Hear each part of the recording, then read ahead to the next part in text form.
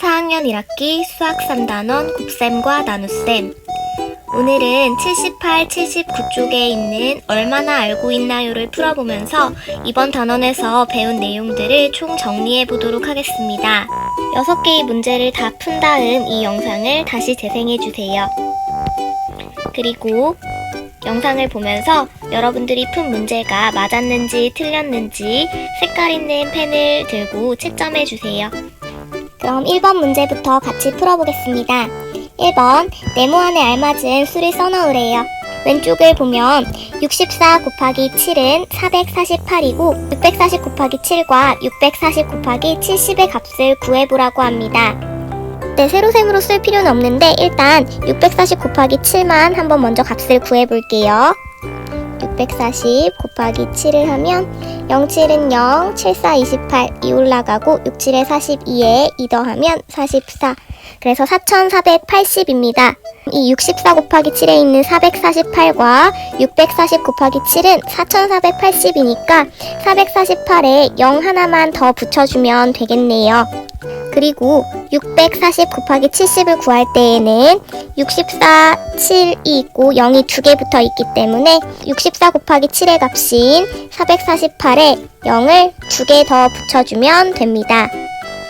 이처럼 숫자 배열이 같고 0의 개수만 더 늘어나고 적어지고 할 때에는 숫자만 먼저 계산을 해서 0의 개수만큼 뒤에 붙여주면 되겠습니다. 두 번째, 347 곱하기 52를 한번 해보겠습니다. 347 곱하기 52는 두 개의 과정으로 나눠집니다. 첫 번째는 347 곱하기 2를 먼저 해주고, 그리고 두 번째는 347 곱하기 5이지만 사실은 자릿수에 의해서 347 곱하기 50을 해주어야 합니다. 그럼 첫 번째 과정은 347 곱하기 2라고 써주고 계산을 해보면 7이 14, 1 올라가고 4, 2, 8에 1 더하면 9, 3, 2는 6, 그래서 694이고 두 번째 과정은 347 곱하기 50을 해줘야 하니까 끝자리에 0 하나 붙여주고 5, 7에 35, 3 올라가고 5, 4, 20에 3 더하면 23, 2 올라가고 5, 3, 15에 2 더하면 17. 그래서 17,350이 나옵니다. 이 두 개의 값을 더해주면 끝자리부터 4, 1 올라가고 11, 8, 1. 그래서 18,044가 나오네요. 여러분들이 세 자릿수 곱하기 두 자릿수의 곱셈을 할 때 주의할 점은 이 두 번째 과정을 잘 기억해 주세요. 2번 문제를 보겠습니다. 다음을 계산해 보래요. 첫 번째 식을 보면 372 나누기 43을 계산해 보라고 합니다. 그럼 이럴 때에는 가장 먼저 생각해야 할 게 이 식의 몫이 얼마쯤 되는지를 한번 생각해 보는 일입니다. 그럼 43 곱하기 일단 10을 해서 몫이 두 자리인지 한 자리인지를 판단합니다. 13 곱하기 10을 하면 430이 나오고 이 430은 372보다 큰 수니까 이 식의 몫은 두 자릿수가 아니라 1부터 9까지인 한 자릿수라는 얘기가 되겠네요. 43을 계산하기 쉬운 숫자인 40으로 생각해 줍니다. 372 안에 40은 4, 9, 36이니까 일단 9라고 한번 예상해 볼게요. 그럼 3, 9, 27, 2 올라가고 4, 9, 36에 2 더하면 38이 됐으니까 전체보다 묶여져 있는 게 커져 버렸으니까 몫을 하나 줄여줍니다. 그럼 이 과정을 했던 과정을 다 지워주고 몫이 9에서 하나 줄여주면 8로 바꾸고 38에 24, 2 올라가고 48에 32에 2 더하면 34가 됩니다. 두 개의 숫자를 빼주면 8, 다음 2. 그래서 이 식의 몫은 8과 나머지는 28이 나오네요. 우리가 제대로 계산했는지를 확인하려면 43개씩 8묶음이었고 묶이지 못한 나머지가 28이니까 28을 더해줬을 때 전체였던 372가 나오면 됩니다. 그 다음 오른쪽 724 나누기 26을 보겠습니다. 아까처럼 몫이 얼마쯤 되는지를 먼저 생각해 봅니다. 26개씩 10묶음이면 260이고 26개씩 20묶음이면 520이고 26개씩 30묶음이면 6, 38, 1 올라가고 2, 3은 6에 1 더하면 78에서 0 하나 붙여주면 780입니다.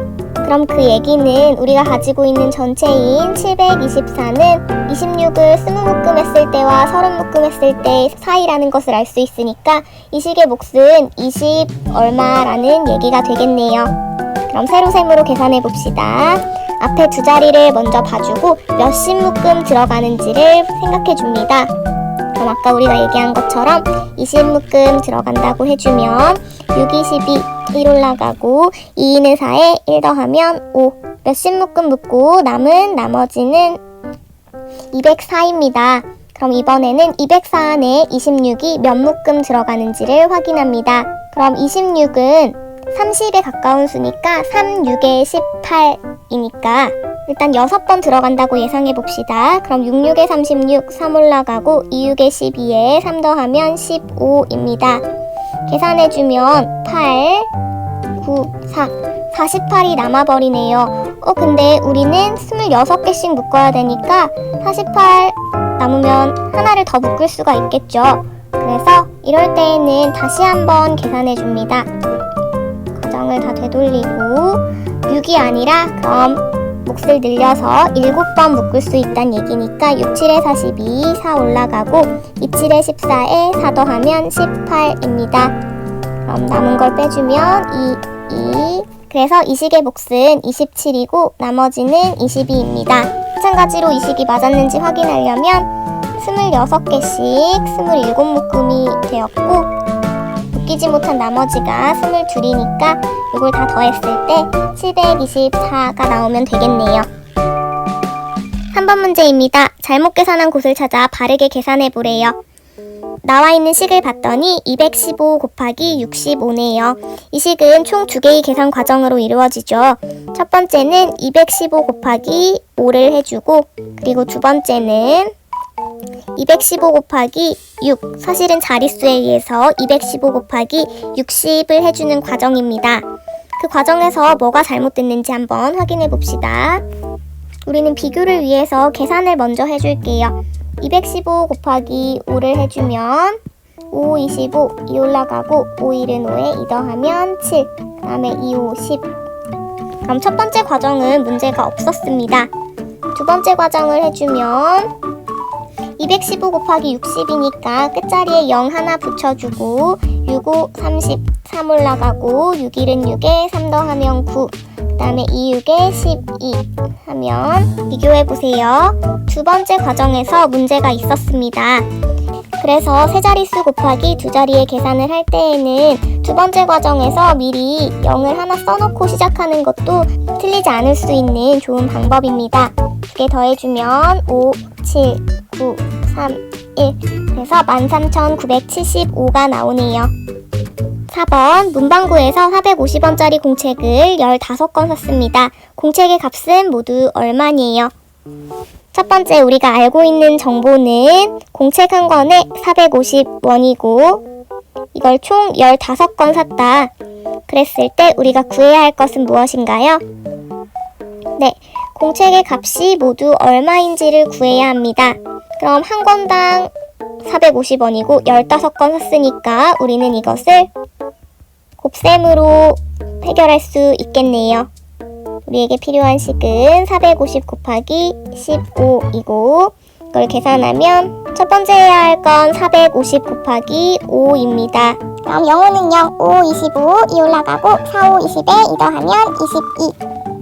다음 두 번째 과정은 450 곱하기 1, 사실은 10입니다. 그래서 끝자리에 0 하나 먼저 써주고 1, 0은 0, 5, 1은 5, 4, 1은 4.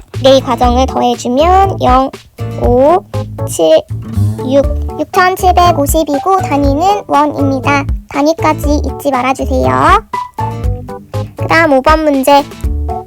리본 하나를 만드는데 끈이 75cm 필요하대요. 끈 875cm로 리본을 몇 개 만들 수 있고 남는 끈의 길이는 얼마일까요? 하고 물어보네요. 우리가 알고 있는 정보는 리본 만드는데 끈이 75cm가 필요하고 우리가 가지고 있는 리본은 끈 길이는 875cm래요. 그랬을 때 우리가 구해야 할 것은 무엇인가요? 그렇죠. 두 개가 있어요. 첫 번째, 리본을 몇 개 만들 수 있는지와 둘째, 남는 끈의 길이는 얼마니에요? 그럼 봅시다. 전체가 875고 75cm씩 똑같이 묶어서 끊어서 사용한다고 생각하면 우리는 이 식을 나눗셈으로 이번엔 해결을 해야 하네요. 875 나누기 75를 해줘야겠죠. 그럼 첫 번째로 해야 할 것은 이 식의 몫이 얼마쯤 되는지를 생각해보는 일입니다. 10번 묶으면 750이 되고 20번 묶으면 75에 2 곱하면 5, 20, 1 올라가고 7, 24에 1 더하면 15. 그럼 150에 0 하나 붙이면 1500이 되네요. 이 식의 몫은 우리가 가지고 있는 전체는 875니까 이 식의 몫은 10과 20 그 사이에 있다고 생각해 줄 수 있겠습니다. 그럼 875 나누기 75를 한번 해봅시다. 앞에 두 자리 보면 87, 사실은 870 안에는 75가 10번 들어갑니다. 5일은 5, 7일은 7. 그리고 몇십 번 묶고 남은 건 5, 2, 1. 125가 남습니다. 이번엔 125 안에 75는 두 번까진 들어가지 않아요. 7, 24 벌써 140이 넘어버리니까요. 한 번이라고 써주고 5일은 5, 7일은 7 하면 50이 남네요. 이 식의 몫은 11이고 나머지는 50이었습니다. 그럼 우리가 만들 수 있는 리본은 11개이고 남는 끈은 50cm라고 얘기해주면 되겠네요. 그 다음 6번, 수일이가 다음과 같이 계산을 했습니다. 올바른 답을 구할 수 있도록 도움이 되는 말을 써보래요. 이번에도 뭔가 잘못 계산했나 보네요. 나온 식을 봤더니 500 나누기 24를 해보라고 합니다.